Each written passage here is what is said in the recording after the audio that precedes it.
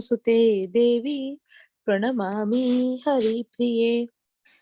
नमः ॐ विष्णुपदाय कृष्णपृष्ठाय भूतले श्रीमते भक्ति वेदांत स्वामिना इति नामिने। नमस्ते सरस्वते देवे गौरवाणी प्रचारिणे निर्विशेष शून्यवादी पाश्चात्य देश तारिणे। जय हो श्री कृष्ण चैतन्य प्रभु नित्यानंद श्री अद्वैत गदाधर श्रीवासादि गौर भक्त वृंद। हरे कृष्णा कृष्ण कृष्णा हरे हरे, हरे रामा राम रामा हरे हरे। हरे कृष्णा सर्वांना। वाचनाला सुरुवात करण्याआधी प्रभू श्रीकृष्णांच्या चरणी नतमस्तक होऊया आणि त्यांचा आशीर्वाद घेऊया. श्री श्री राधा गोविंदांच्या चरणी नतमस्तक होऊया आणि त्यांचा आशीर्वाद घेऊया. श्रील प्रभुपादांच्या चरणी नतमस्तक होऊया आणि त्यांचा आशीर्वाद घेऊया. नामनिष्ठ दास प्रभूजींना वंदन करूया आणि माझ्या प्रेरणा पूजा माताजी, मनीषा माताजी आणि अन्वया माताजी यांना वंदन करून आज आपण आपल्या वाचनाची सुरुवात करूया. इस्कॉन श्री श्री राधा गोविंद टेम्पल मंगळुरू यांच्या आत्मसाक्षात्काराचे विज्ञान या पुस्तकाच्या मराठीमधील वाचनामध्ये तुम्हा सर्वांचं स्वागत आहे. तर आपण वाचत होतो आपला 7वा अध्याय, ज्याचं नाव होतं जागतिक प्रचार कार्याची पायाभरणी. या अध्यायाअंतर्गत आपण त्याच्यामधले काही इम्पॉर्टंट पार्ट्स आपण वाचत होतो, ज्याची आपण सुरुवात केली होती. भगवत भक्त सदैव दुःखी असतो. मग याचं उदाहरण सांगण्यासाठी आणि ही गोष्ट अतिशय चांगल्या रीतीने विस्तारित रूपात प्रभुपादांनी आपल्याला वेगवेगळ्या उदाहरणांनी या भागातून, या 7व्या अध्यायाच्या या भागातून आपल्याला समजावून सांगितलं आहे. तर आपलं वाचन इथपर्यंत झालं. ठीक आहे, पुढचं वाचन मी करते आणि कुणाला वाचायची इच्छा असल्यास तुम्ही अनम्यूट होऊन सांगू शकता. स्क्रीन दिसते ना सगळ्यांना? दिसतोय माताजी. ओके, चालेल प्रभूजी. मग मी वाचनाला सुरुवात करते. हरे कृष्ण. श्रील प्रभुपाद की जय. कधी गोस्वामींनी असे उत्तर दिले, न चेदि हैवापचितं यथा हसहा कृतस्य कर्यान्मन उक्तिपाणिभिः ध्रुवं स वै प्रेत्य नरकानुपैति ये कीर्तिता मे भवतस्मिगं यातनाः. होय, यापूर्वी निरनिराळ्या प्रकारच्या नरकतुल्य स्थितीचे आणि अतिभयंकर दुःखमय जीवनाचे वर्णन केले आहे, परंतु मनुष्याने त्याचा प्रतिकार करणे शक्य आहे. श्रीमद भागवतम 7वा अध्याय 6वा स्कंद 1 अध्याय आणि 7वा श्लोक. हे कसे करता येते? पापकर्मे निरनिराळ्या प्रकारची असतात. आपण पापकृत्य करतो किंवा मनात विचार करतो की मी त्या मनुष्याला ठार मारीन. यापैकी कोणतीही गोष्ट प्रत्यक्षात मारणे किंवा विचार करणे असली तरी ती पापमयच आहे. मनात विचार, भावना व इच्छा येतात तेव्हा क्रिया घडते. मी त्या दिवशी एका पुस्तकात असे वाचले की तुम्ही रस्त्याने जात असताना जर एखाद्याचा कुत्रा तुमच्या अंगावर भुंकला तर कायद्याप्रमाणे तो त्या कुत्र्याच्या मालकाचा अपराध होतो. कुत्र्याच्या भुंकण्याने कोणालाही भीती दाखवू नये म्हणून मनुष्याने आपल्या कुत्र्याची काळजी घेतली पाहिजे. हे मी वाचले. तुमच्या देशात असा कायदा आहे. कुत्रा नुसता भुंकत असतो आणि ते पापकृत्य आहे, पण त्याबद्दल कुत्रा जबाबदार नाही, कारण कुत्रा हे जनावर आहे. पण त्या कुत्र्याच्या मालकाने त्या कुत्र्याला आपला जिवलग दोस्त बनवले आहे, म्हणून तो मालक कायद्याने जबाबदार धरला जातो.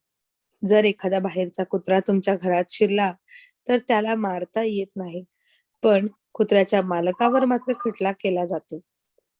ज्याप्रमाणे कुत्र्याचे भुंकणे बेकायदेशीर आहे, त्याचप्रमाणे तुम्ही दुसऱ्या लोकांना अपमानकारक असे काही बोलला तर तसे बोलणे हे सुद्धा पापकृत्य आहे. ते कुत्र्याच्या भुंकण्यासारखेच आहे.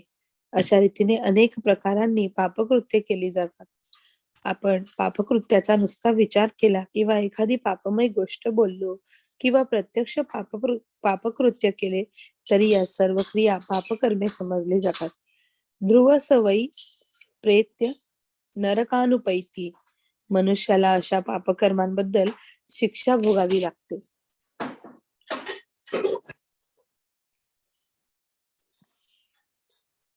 लोकांचा पुढल्या जन्मावर विश्वास नाही, कारण त्यांना तो उपद्व्याप टाळावयाचा असतो. पण आपण तो टाळू शकत नाही. आपणाला कायद्याप्रमाणे वागावेच लागते. तसे केले नाही तर आपणास शिक्षा होईल. त्याचप्रमाणे मी परमेश्वराचा कायदा टाळू शकत नाही. तसे करणे शक्यच नाही. मी दुसऱ्यांना फसवू शकतो, चोरी करू शकतो, स्वतःला लपवू शकतो व त्या योगाने राष्ट्राच्या कायद्यानुसार होणाऱ्या शिक्षेपासून मी स्वतःला वाचवू शकतो. पण प्रकृतीचा जो श्रेष्ठ प्रतीचा कायदा आहे, त्या कायद्यापासून मी स्वतःला वाचवू शकत नाही. तसे वाचविता येणे फार अवघड आहे, कारण कर्मांचे पुष्कळ साथीदार आहेत. सूर्यप्रकाश साक्षीदार आहे, चंद्रप्रकाश साक्षीदार आहे आणि भगवान श्रीकृष्ण हा तर सर्वश्रेष्ठ साक्षीदार आहे. मी हे पाप करतो पण कोणीही मला पाहत नाही असे तुम्ही म्हणू शकत नाही. तुमच्या हृदयात असलेले श्रीकृष्ण हे सर्वश्रेष्ठ साक्षीदार आहेत. तुमच्या मनात कोणते विचार चालले आहेत आणि तुम्ही काय करीत आहात हे ते टिपून घेत असतात. ते तुम्हाला सोयही करून देतात. जर तुम्हाला तुमच्या इंद्रियांना तृप्त करण्यासाठी काही करावयाचे असेल तर ते कृत्य करण्याकरिता श्रीकृष्ण सोय करून देतात. भगवद्गीतेत तसे सांगितले आहे. सर्वस्य चाहम हृदयी सन्निविष्टः. मी सर्वांच्या हृदयात अधिष्ठित असतो. मत्तः स्मृती ज्ञानार्पपोहनम च. स्मृती ज्ञान व विस्मृती ही माझ्यापासून होतात. या रीतीने कृष्ण आपल्याला संधी देतात.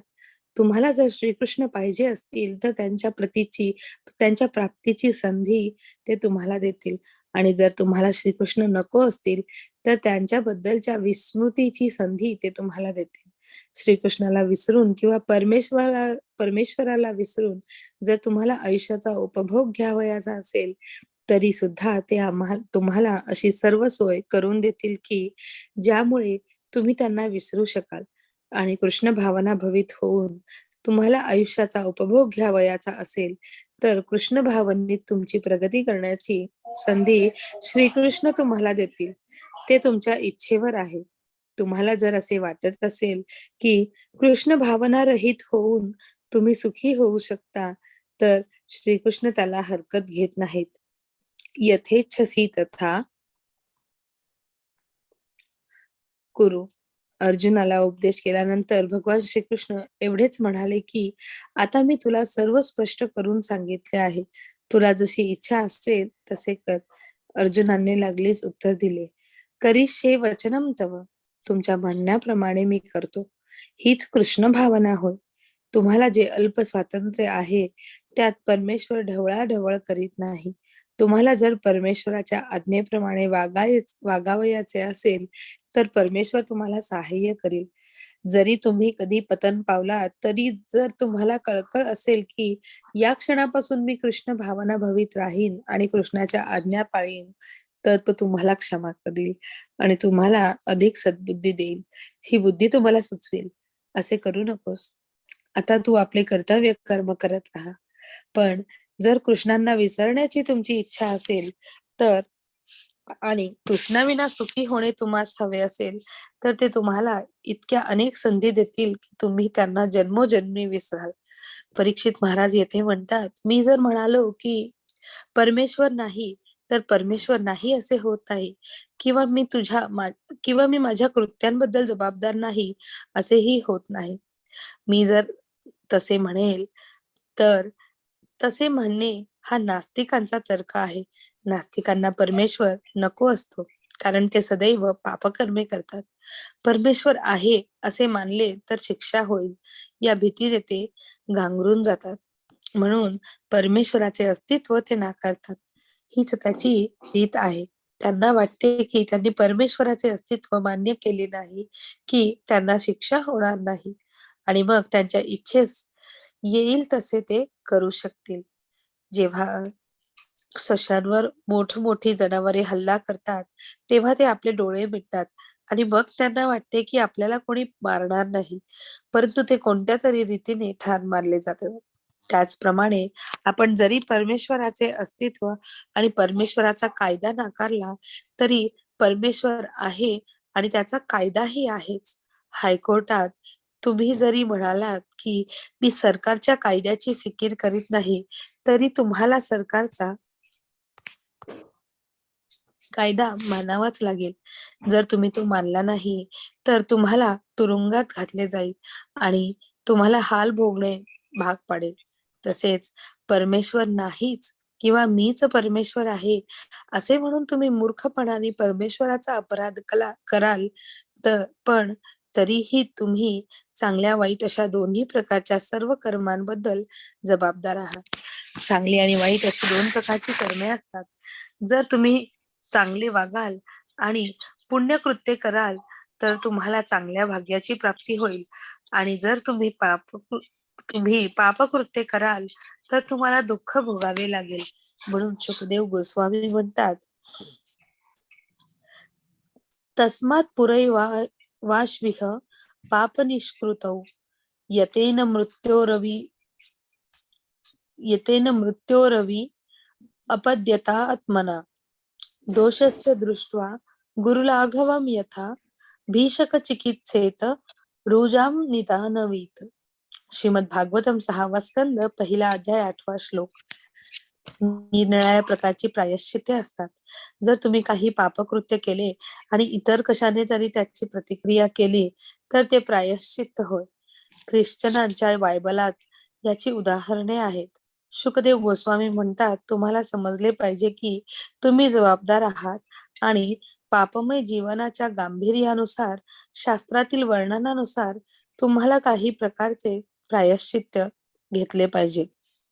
वास्तविक मनुष्य जेव्हा रोगी होतो, तेव्हा जसे त्याने डॉक्टरकडे गेले पाहिजे, असा प्रायश्चित्त म्हणून डॉक्टरचे बिल दिले पाहिजे, त्याचप्रमाणे वैदिक जीवन पद्धतीला अनुसरून ब्राह्मण वर्गाकडे मनुष्याने केलेल्या पापाचे जे जे ठरलेले प्रायश्चित्त असेल, ते घेण्याकरता गेले पाहिजे. शुकदेव गोस्वामी म्हणतात, मनुष्याला आपल्या पापमय जीवनाचे ज्या प्रमाणात पाप असेल, त्याप्रमाणे ठराविक प्रायश्चित्त घ्यावे लागते. ते उदाहरण पुढे देऊन म्हणतात, दोषस्य दृष्ट्वा गुरुलाघवं यथा भीषक चिकित्सेत रुजब निदानवीत. जेव्हा तुम्ही डॉक्टरचा सल्ला घेता, तेव्हा तो रोगाचा जोर जसा असेल त्याप्रमाणे एखादे बिनखर्चाचे औषध किंवा एखादे मोठ्या किमतीचे औषध ठरवून देतो. जर तुमचे डोकेच नुसते दुखत असेल, तर डॉक्टर आस्प्रिन सांगेल. परंतु जर तुम्हाला एखादा फार गंभीर रोग असेल, तर तो ताबडतोब एखादी हजारो रुपयाची खर्चाची शस्त्रक्रिया करून घेण्यास सांगेल. त्याचप्रमाणे पापमय जीवन ही एक रोगट अवस्था आहे. म्हणून निरोगी रोगमुक्त होण्याकरता मनुष्याने ठराविक उपाय केला पाहिजे. जन्म-मृत्यूच्या परंपरेचा स्वीकार ही जीवात्म्याची रोगट अवस्था आहे. वास्तविक जीवात्म्याला जन्म-मृत्यू नाही आणि रोगही नाही, कारण तो चैतन्यमय आहे. श्रीकृष्ण श्रीमद भगवद्गीतेत म्हणतात, 2ऱ्या अध्यायात 20व्या श्लोकात, "न जायते म्रियते वा कदाचिन." आत्म्याला जन्म नाही आणि न म्रियते, आत्म्याला मृत्यूही नाही. नित्यः शाश्वतोऽयं पुराणो न हन्यते हन्यमाने शरीरे. आत्मा नित्य आहे आणि शाश्वत आहे. हे शरीर नष्ट झाले तरी आत्मा मात्र नष्ट होत नाही. न हन्यते हन्यमाने शरीरे. न हन्यते म्हणजे तो आत्मा या शरीराच्या नाशानंतरही ठार मारला जात नाही किंवा नष्ट केला जात नाही. आधुनिक सुधारणा युगात एक न सापडणारी गोष्ट आहे व ती गोष्ट म्हणजे मृत्यूनंतर काय घडते याचे लोकांना शिक्षण देण्याची व्यवस्था शिक्षण पद्धतीत नाही. अशी ही अत्यंत सदोष शिक्षण पद्धती आहे. कारण मृत्यूनंतर काय घडते या ज्ञानाच्या अभावी मनुष्य जनावरासारखा मरतो. आपल्याला दुसरे शरीर मिळणार आहे हे जनावराला माहीत नसते. त्याला अशा प्रकारचे ज्ञान नाही. मानव जीवन हे जनावरासारखे होण्याकरता नाही. मनुष्याने नुसता आहार, निद्रा, मैथून, भयापासून संरक्षण या गोष्टीतच गढून जाऊ नये. तुमच्या खाण्यापिण्याची व्यवस्था फार छान असेल, तुम्हाला झोपण्यासाठी पुष्कळ सुंदर घरे असतील किंवा संभोग जीवनाकरता फार चांगली व्यवस्था असेल आणि तुमच्या रक्षणाकरिता फार चांगली संरक्षक दले असतील, पण या सर्व व्यवस्थेमुळेच तुम्ही मनुष्य प्राणी आहात असा अर्थ नाही. अशा प्रकारची सुधारणा हे पशुजीवन होय. आहार, निद्रा, मैथून आणि आपल्या स्वतःच्या पद्धतीप्रमाणे भयापासून संरक्षण करणे या गोष्टीबद्दल जनावरांना सुद्धा आस्था आहे. या गोष्टीशी त्या जनावरांचा सुद्धा हितसंबंध आहे. मग तुम्ही जर नुसते शरीर प्रकृतीला अनुसरून या 4 गोष्टीच दग्ग झालात, तर तुमच्यात आणि जनावरात भेद राहिला कुठे? हा भेद तेव्हा केला जातो जेव्हा मनुष्याला जिज्ञासा होते की मला या दुःखमय स्थितीत का घातले आहे? यावर काही उपाय आहे का? नित्य शाश्वत असे जीवन आहे काय? मला मरण्याची इच्छा नाही. मला सुखाने आणि शांतीने जगावयाची इच्छा आहे. याकरिता संधी आहे काय? तसे सुख शांतिमय जीवन जगण्याची पद्धत कोणती आहे? तशा जीवनाचे शास्त्र काय आहे? जेव्हा अशा प्रकारची जिज्ञासा उत्पन्न होते, तेव्हा व या प्रश्नाची उत्तरे देण्याकरता व्यवस्था केली जाते, तेव्हा ती मानव संस्कृती होय. अन्यथा ती कुत्र्यांसारखी पाशवी सुधारणा होय. जनावरांना खायला मिळाले, झोपायला मिळाले, काही लैंगिक जीवन भोगता आले, भयापासून संरक्षण मिळविता आले, म्हणजे जनावरे संतुष्ट असतात. वास्तविक संरक्षण नसते, कारण कोणालाही मृत्यूच्या तावडीतून स्वतःचे संरक्षण करता येत नाही. हिरण्यकश्यपूला चिरकाल जिवंत राहण्याची इच्छा होती, म्हणून त्याने कडक तपश्चर्या केली. तथाकथित वैज्ञानिक आता म्हणतात की आम्ही वैज्ञानिक पद्धतीने मृत्यूला प्रतिबंध करू. हे सुद्धा असेच वेडगळ उद्गार आहेत, कारण मृत्यू बंद करणे शक्य नाही. तुम्ही शास्त्रीय ज्ञानात मोठी प्रगती केली असेल, पण जन्म, मृत्यू, जरा, व्याधी या 4 समस्या वैज्ञानिक दृष्ट्या सुटत नाहीत. जो बुद्धिमान मनुष्य आहे, तो या 4 प्रमुख समस्या सोडविण्यास उत्सुक असतो, कारण कोणालाही मरावे असे वाटणार नाही. परंतु काही इलाज नाही. मला मरावे लागते. सर्वजण अनेक संतती प्रतिबंधक उपाय योजून लोकसंख्येची वाढ थांबवण्याच्या बाबतीत खूप चिंतातुर आहेत. तरीही प्रजोत्पादन चाललेच आहे, थांबलेले नाही. तुम्ही तुमच्या वैज्ञानिक पद्धतींचा अद्ययावत औषधे शोधून काढाल, पण तुम्हाला रोग थांबविता येणे शक्य नाही. नुसती एखादी गोळी घेतल्याने रोगाचा नाश करणे शक्य नाही. भगवद्गीतेत म्हटले आहे, जन्म, मृत्यू, जरा, व्याधी, दुःख, दोषानुदर्शनम. एखाद्याला कदाचित वाटेल की आपण जीवनाच्या सर्व समस्या सोडवल्या आहेत, पण जन्म, मृत्यू, जरा, व्याधी या 4 समस्या कुठे सुटल्या आहेत? त्या समस्या कृष्ण भावनामृताच्या योगाने सुटतात. भगवान श्रीकृष्ण भगवद्गीतेत म्हणतात, जन्म कर्म च मे दिव्यम यो वेत्ती तत्वतः त्यक्त्वा देहम पुनर्जन्मम नैति मामेति सो अर्जुन. भगवद्गीतेतल्या 4थ्या अध्यायातला 9वा श्लोक. आपणापैकी प्रत्येक जण प्रत्येक क्षणाला आपला देह त्यागीत असतो. या त्यागाच्या शेवटच्या अवस्थेला मृत्यू असे म्हणतात. जो माझ्या जन्माचे आणि कर्माचे दिव्य स्वरूप जाणतो, तो देह त्यागानंतर या भौतिक जगतात पुन्हा जन्म घेत नाही. तर हे अर्जुना, तो माझ्या शाश्वत धामाची प्राप्ती करतो. मग अशा मनुष्याचे पुढे काय होते? तर तो मामेती, तो श्रीकृष्णांकडे परत येतो. जर तुम्हाला श्रीकृष्णांकडे जायचे आहे, तर तुम्हाला दिव्य देहाची तयारी करावी लागेल. हीच कृष्ण भावना होय. जर तुम्ही स्वतःला कृष्ण भावना भवित अवस्थेत ठेवाल, तर हळूहळू तुमचा पुढचा देह म्हणजे आध्यात्मिक किंवा दिव्य देह तयार होईल. असा तो देह तुम्हाला कृष्ण लोकाला, कृष्ण धामाला लगेच घेऊन जाईल. आणि मग मग तुम्ही नित्य सुखात आणि आनंदात राहाल. हरे कृष्ण. तर अशा प्रकारे आपण या भागाचं वाचन संपवलेलं आहे. तर आपण पुढच्या भागाचं वाचन सुरू करूया, ज्याचं नाव आहे त्यांनी सर्व गोष्टी कृष्णार्पण केल्या आहेत, हे कधीही चुकीचे नाही. 1973 मध्ये श्रील प्रभुपादांना एका कॅलिफोर्नियातील महिलेकडून एक विचित्र पत्र आले. या महिलेची 2 शिष्यांबरोबर नुकतीच भेट झाली होती. तिची अशी तक्रार होती की या लोकांचा इतरांकडे पाहण्याचा दृष्टिकोन अगदी नकारात्मक होता. श्रील प्रभुपादांनी तिच्या सौजन्याची दखल घेऊन आपल्या व्यस्त कार्यक्रमात वेळ काढून तिला खालील विचारपूर्वक पत्र लिहिले. लिन लुग्विड यांनी श्रील प्रभुपाद यांना लिहिलेल्या पत्र याप्रमाणे आहे. कृपावंत स्वामीजी, मी आपणास प्रेमाने लिहिलेल्या या पत्राचा कृपया स्वीकार करावा. के महाट, सन फर्नांडो. आम्ही तुमच्या शिष्यांपैकी 2 युवक शिष्यांशी निरनिराळ्या वेळी बोललो आहोत. दोघांचेही त्यांना भेटणाऱ्या लोकांबद्दल नकारात्मक दृष्टिकोन आहेत. काही झाले तरी तसे असावे असे तुम्ही मानू नका.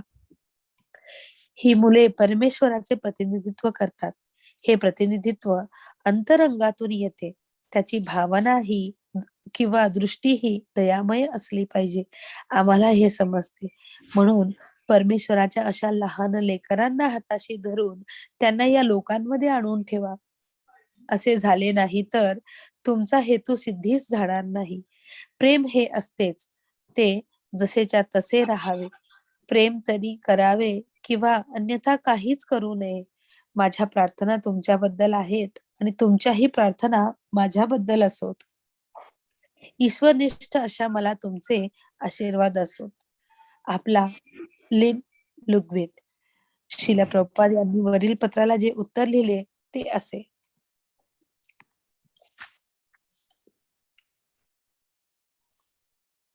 माननीय लिन लुग्विड, माझ्या आशीर्वादाचा कृपया स्वीकार करा. कॅलिफोर्नियाहून आलेले तुमचे पत्र मला मिळाले. मी फार लांबचा प्रवास केला असल्याने आणि प्रवचनाकरता भारताच्या दौऱ्यावर असल्याने तुमच्या पत्राला सविस्तर उत्तर लिहिण्यास मला आतापर्यंत तरी जरी संधी मिळाली नाही, तरी मी तुमच्या पत्रातील मजकूर काळजीपूर्वक वाचला आहे. तुमची तक्रार अशी आहे की जेव्हा कॅलिफोर्नियात तुम्ही माझ्या 2 तरुण शिष्यांना भेटलात, तेव्हा ज्या लोकांना ते भेटले त्यांच्याविषयी त्यांची भावना किंवा दृष्टी फार नकारात्मक होती, असे तुम्हाला दिसून आले. अर्थात ही हकीकत किंवा ही हकीकत व परिस्थिती मला माहिती नाही. परंतु माझ्या प्रिय शिष्यांनी काही निष्ठुरपणा किंवा अविचारपणा केला असल्यास त्यांना तुम्ही कृपया क्षमा करावी. कारण काही असले तरी मनुष्याने आपले संपूर्ण जीवन ईश्वराच्या सेवेत व्यतीत करणे ही गोष्ट सोपी नाही. आणि माया अथवा मोहात पाडणारी जड प्रकृती ही ज्यांनी भक्त होण्याकरिता त्यांची सेवा करणे सोडून दिले आहे, त्यांना मुद्दाम आपल्या जाळ्यात पकडण्याचा पुन्हा कसून प्रयत्न करते. म्हणून मायेच्या हल्ल्याचा प्रतिकार करण्याकरिता आणि मोहात पाडणाऱ्या सर्व अवस्थांमध्ये खंबीर राहण्याकरिता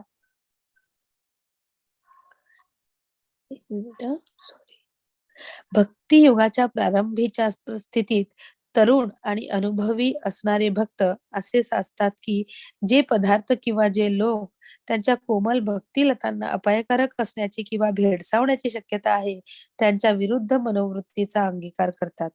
ते त्यांच्या संरक्षणार्थ अशा भावनाच्या वाजवीपेक्षा जास्त आहारी सुद्धा जातील व अशा रीतीने काही भक्तिहीन लोकांना जे मायारूपी अपरा प्रकृतीने कदाचित अतिशय मोहित झाले आहेत, त्यांना आमचे तरुण आणि अनुभवी शिष्य हे त्यांचा निषेध व्यक्त करणारे किंवा त्यांच्यापैकी निराशावादी आहेत असे वाटेल.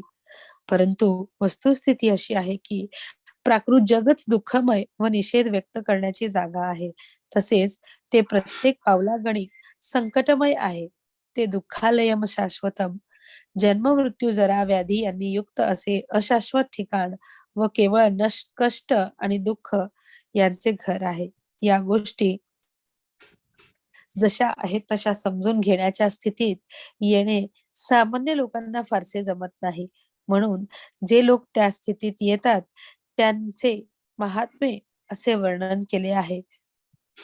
माभूपेत्य पुनर्जन्म दुःखालयं शाश्वतं नाम नाप्नुवन्ति महात्मानः संसिद्धिं परमां गताः. या श्लोकाचा आशय असा आहे की ही अप्राकृत विश्वे दुःखाची व अनित्यतेची ठिकाणे आहेत. दुःखालयम अशाश्वतम, हे ज्यांना समजले आहे ते पुन्हा येथे परत येत नाहीत. ते महात्मनः महात्मे असल्या कारणाने भगवान श्रीकृष्ण यांना आपल्या जवळ ठेवून घेतात. कारण ते विशुद्ध भक्त असल्यामुळे या त्रासदायक ठिकाणातून स्वतःची सुटका करून घेण्यास ते पात्र आहेत. हा श्लोक स्वतः भगवान श्रीकृष्णांनी भगवद्गीतेत 8व्या अध्यायात 15व्या श्लोकामध्ये सांगितलं आहे.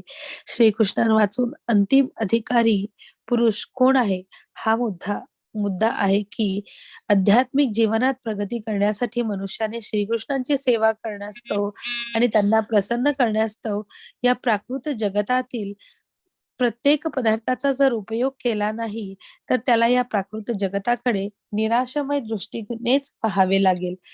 या स्थूल प्रकृतीच्या राज्यात कोणत्याही चिरंतन आनंदाची अथवा आपल्या अत्यंत खोल इच्छांच्या तृप्ततेची आपल्याला फारशी आशा नाही. तुम्ही आपल्या पत्रात प्रेम या शब्दाचा कित्येक वेळा उल्लेख केला आहे. परंतु वस्तुस्थिती अशी आहे की या प्राकृत जगात प्रेम नाही. प्रेम आहे हा प्रचार खोटा आहे. कारण लोक ज्याला प्रेम म्हणतात ती केवळ विषय वासना आहे किंवा वैयक्तिक इंद्रिय तृप्तीची इच्छा आहे. काम एष क्रोध एष रजो गुण समुद्भवः महाशनो महापाप्मा विज्ञेयमिह वैरिणम. श्रीकृष्ण आपला शिष्य अर्जुन याला सांगतात, हे अर्जुना, रजोगुणाच्या संपर्कातून उत्पन्न झालेला हा काम आहे आणि नंतर तो क्रोधामध्ये रूपांतरित होतो. तोच जगताचा सर्व भक्षक महापापी शत्रू आहे. भगवद्गीतेतल्या 3ऱ्या अध्यायातला 37वा श्लोक. आपण सध्याच्या काळात ज्याला प्रेम म्हणतो तशा जडवादात्मक प्रेमाला वैदिक भाषेत शब्द नाही. काम हा शब्द विषय वासना किंवा भौतिक कामना दर्शवतो. काम म्हणजे प्रेम नव्हे, परंतु वेदांमध्ये जो शब्द आपल्या वास्तविक प्रेमाबद्दल आढळतो तो शब्द प्रेम असा आहे. प्रेम या शब्दाचा अर्थ परमेश्वराविषयी मनुष्याचे प्रेम असा आहे. परमेश्वरावर प्रेम करण्याव्यतिरिक्त कोणाशीही वास्तविक प्रेम करण्याची शक्यताच नाही. ती फक्त विषय वासना असते. भौतिक वातावरणात मानवाचे सर्वांगीण कार्यक्षेत्र अर्थात केवळ मानवाचीच कृत्ये नव्हेत, पण सर्व प्राणी मात्रांची कृत्ये जी काम वासनेवरच आधारलेली असतात, ती स्त्री पुरुषाकर्षणातून उत्पन्न होणाऱ्या विषय वासनेने दूषित झालेली आहेत आणि यामुळेच त्यांना आवेग आलेला असतो. या संभोग जीवनाकरिता सारे विश्व फिरत आहे आणि दुःख भोगीत आहे, असे हे कठोर सत्य आहे. तथाकथित प्रेमाचा अर्थ येथे असा होतो की तुम्ही माझ्या इंद्रियांची तृप्ती करा, मी तुमच्या इंद्रियांची तृप्ती करीन आणि ही तृप्ती थांबली की लगेच घटस्फोट, ताटातूट, भांडण, द्वेष आलाच. अशा अनेक गोष्टी या प्रेमाच्या खोट्या कल्पनेपायी चाललेल्या आहेत. वास्तविक प्रेम म्हणजे भगवान श्रीकृष्णाविषयी प्रेम होय. आपल्याला जो विषय योग्य वाटतो त्यावर प्रेम करण्याची प्रवृत्ती असते, पण त्याप्रमाणे जो इच्छा करतो, परंतु फक्त प्रश्न अज्ञानाचाच आहे. कारण सर्वश्रेष्ठ प्रेम करण्याजोगी वस्तू की जी तुमच्या प्रेमाची देवाणघेवाण करू शकेल या संबंधी लोकांना फार अल्प ज्ञान असते. लोकांना योग्य माहिती नसते. तुम्हाला एखाद्या प्राकृतिक वस्तूविषयी काही आकर्षण वाटताच ती तुमच्या देखत तुम्हाला लाथाडील, खराब होईल आणि तुम्हाला निराश करील. भौतिक वस्तूंद्वारा तुम्ही नेहमी अतृप्त आणि हतोत्साह होणार हे निश्चित आहे, सत्य आहे. पण आता या गोष्टी तुमच्या देशातील आणि सर्व जगातील तरुण मुले मान्य करीत आहेत. होय, ही गोष्ट सत्य आहे. म्हणून भगवान श्रीकृष्णांपासून ते खरी माहिती मिळवित आहेत. बहूनां जन्मनामन्ते ज्ञानवान् मां प्रपद्यते वासुदेवः सर्वमिति स महात्मा स दुर्लभः. अनेकानेक जन्म आणि मृत्यूनंतर ज्याला वास्तविक ज्ञान होते, तो मी अस्तित्वातील या सर्व गोष्टींचे कारणांचे परमकारण गोष्टींच्या कारणांचे परमकारण असल्याचे जाणून मला शरण येतो आणि असा महात्मा अत्यंत दुर्लभ असतो. भगवद्गीतेच्या 7व्या अध्यायातला 19वा श्लोक भगव हा आहे. भगवान श्रीकृष्णांनी महात्मा हा शब्द पुन्हा वापरला आहे. म्हणून आमच्या ज्या भक्तांना तुम्ही भेटलात, ते भक्त म्हणजे सामान्य मुले-मुली नव्हेत. नाही, ते सामान्य नाहीत. त्यांना वास्तविक सुज्ञ महात्मे असे समजले पाहिजे. कारण ते अनेक जन्मातील प्राकृतिक जीवनाच्या दुःखमय रोगाचा अनुभव घेतल्यानंतर त्यांना आता वीट आला आहे, म्हणून ते उच्चतर ज्ञानाचा शोध करीत आहेत. काहीतरी अधिक चांगल्या गोष्टीचा शोध करीत आहेत आणि जेव्हा त्यांना श्रीकृष्ण आढळेल आणि ते त्याला शरण जातील, तेव्हा ते वास्तविक ज्ञानी असे महात्मे होतील. हे प्राकृत जगत एखाद्या तुरुंगासारखेच आहे. हे शिक्षा देण्याचे स्थान अशाच करिता बनवलेले आहे की त्रासून आपण शेवटी भगवान श्रीकृष्णांची पूर्ण शरणागती पत्करावी आणि सच्चिदानंदमय अशा आपल्या मूळ स्वरूपाला आपण परत जावे. म्हणून मानव समाजात सर्व मनुष्यांना फार दुर्लभ असा लाभ प्राप्त करावयाचे श्रेय या भक्तांना आहे. श्रीकृष्णाला शरण गेल्यामुळे मनुष्याला असा विषय अखेरीस सापडतो की ज्यावर त्याने प्रेम करावे तो विषय म्हणजे परमेश्वर होय. ज्याप्रमाणे न वापरलेल्या आगकाडीत अग्नी असतो, त्याचप्रमाणे प्रत्येकाच्या हृदयात परमेश्वराबद्दलचे प्रेम असते.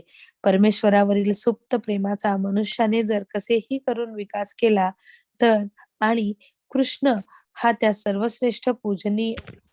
सर्वश्रेष्ठ पूजनीय विषय परमसखा, परमगुरु किंवा परम प्राणनाथ झाला, तर मनुष्य पुन्हा कधीही निराश किंवा दुःखी होणार नाही.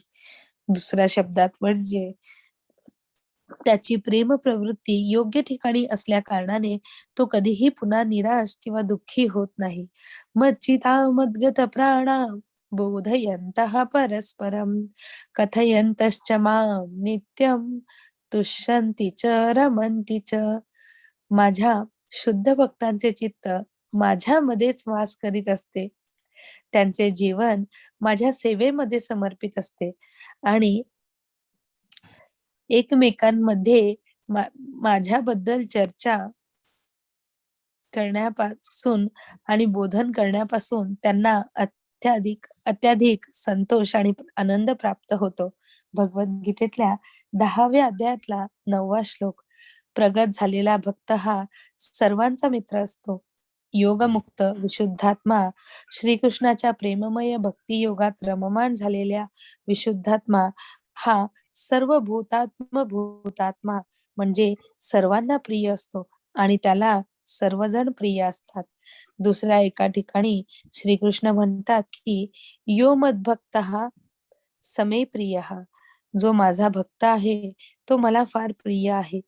अद्वेष्टा सर्वभूतानां मैत्रः करुण एव च, तो कोणाचा द्वेष न करणारा, सर्व जीवांशी दयाळूपणाने मित्रभावाने वागणारा दयाशील मित्र आहे. याशिवाय असेही म्हटले आहे की भक्त हा सर्वांशी समभावाने वागतो. पंडिता हा समदर्शिनः, चांगले आणि वाईट असा भेदभाव तो कधीही करत नाही. ज्ञानाचा पूर्ण विकास झाल्याने जे मनुष्य ज्ञानाचा पूर्ण विकास झाल्याने जे कृष्ण भावनामृताच्या अधिक प्रगत अवस्थेत गेले आहेत, अशा भक्तांची ही वर्णने आहेत. सध्या आमचे पुष्कळ विद्यार्थी तरुण मुले आहेत. ते हळूहळू शिकत आहेत आणि ही प्रक्रिया इतकी गुणकारक, परिणामकारक, खात्रीची आणि अधिकृत आहे की जर ते या प्रक्रियेला नेटाने धरून राहतील तर तुम्ही म्हणता त्याप्रमाणे ते प्रेम करण्याच्या योग्य मार्गावर येतील. परंतु ते प्रेम म्हणजे विषय वासना नव्हे. म्हणून मृत्यू लोकातील सामान्य व्यवहाराच्या खोट्या भावनामय स्तरावरून प्रेमाचा विचार करू नये, हा आमच्या म्हणण्याचा मुद्दा आहे. म्हणून देहात्मवादी लोकांच्या दृष्टिकोनाप्रमाणे ते माझे शिष्य प्रेम करीत नाहीत हे खरे असेल. त्यांनी आपल्या कुटुंबावरील प्रेमाचा, मित्रांचा, पत्नीचा, देशाचा, जातीचा इत्यादिकांचा त्याग केला आहे. कारण हे प्रेम देहात्मवादाच्या कल्पनेवर आधारलेले आहे किंवा अनित्य अशा इंद्रिय तृप्तीवर आधारलेले आहे.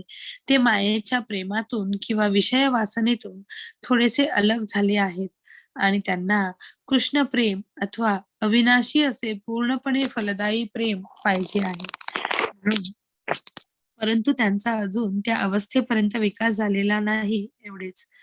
जे तुमचे देशबांधव अनेक वाईट सवयीचा अधीन झाले आहेत, ते मांसाहाराचा, मादक पदार्थांचा, अवैध स्त्री पुरुष संबंधांचा आणि इतर अनेक तिरस्करणीय गोष्टींचा एकाएकी त्याग करतील आणि एका रात्रीत मोठे आत्मसाक्षात्कारी संत होतील अशी अपेक्षा आम्ही करू शकत नाही. कारण तशी अपेक्षा करणे शक्य नाही. तशी अपेक्षा करणे अव्यवहार्य आहे. परंतु केवळ कृष्ण भक्त म्हणून दीक्षा घेतली जाणे ही गोष्ट मनुष्याला मानव समाजाच्या उच्चतम कोटीत नेऊन पोहोचवते. सबुद्धिमान मनुष्येषु सयुक्त हा कृतत्सन कृतत्सन कर्मकृत. तो मानव समाजातील बुद्धिमान मनुष्य होय. जरी तो सर्व प्रकारची कर्मे करीत असला तरी तो दिव्य अवस्थेत असतो आणि जरी अशा भक्ताची अध्यात्म ज्ञानाच्या उच्चतम स्तरावर उन्नती झालेली नसली तरी काही अनित्य अशा दोषांचा विचार न करता असा भक्त हा अत्यंत मोठ्या योग्यतेचा आहे असे समजले पाहिजे. अपि चेत् सुदुराचारो भजते मामन्य भाक साधुरेव समंतव्यः सम्यग अव्यवस्थितो हि सहा. जर कोणी अत्यंत दुराचारी असला तरी तो भक्तीमध्ये जर युक्त झाला तर त्याला साधूच समजले पाहिजे, कारण तो आपल्या मध्ये योग्य प्रमाणे स्थित झालेला असतो. भगवद्गीतेतल्या 9व्या अध्यायातला 30वा श्लोक. तुम्ही म्हणाल त्याप्रमाणे चुकणे हे मनुष्य जातीस अनुसरून आहे. म्हणून अगदी प्रारंभावस्थेत काही विसंगत गोष्टी घडण्याची नेहमी शक्यता असते. या दृष्टिकोनातून तुम्ही कृपया अशा गोष्टींकडे पहा आणि त्यांच्या लहान चुकांबद्दल त्यांना क्षमा करा. महत्वाची गोष्ट ही आहे की त्यांनी सर्वस्व, त्यांचे प्राण सुद्धा कृष्णार्पण केले आहेत आणि तसे करणे कधीही चुकीचे नाही. तुमचा नित्य हितचिंतक A.C. भक्तिवेदांत स्वामी. हरे कृष्ण. तर अशा प्रकारे आपण आपला 7वा अध्याय संपवलेला आहे आणि आपल्या 8व्या अध्यायाचं वाचन आपण उद्यापासून सुरू करूया. आपण इथे थांबूया आज. मी प्रार्थना म्हणते आणि मग आपण थांबूया. वांछा कल्पतरुभ्यश्च कृपा सिंधु एव च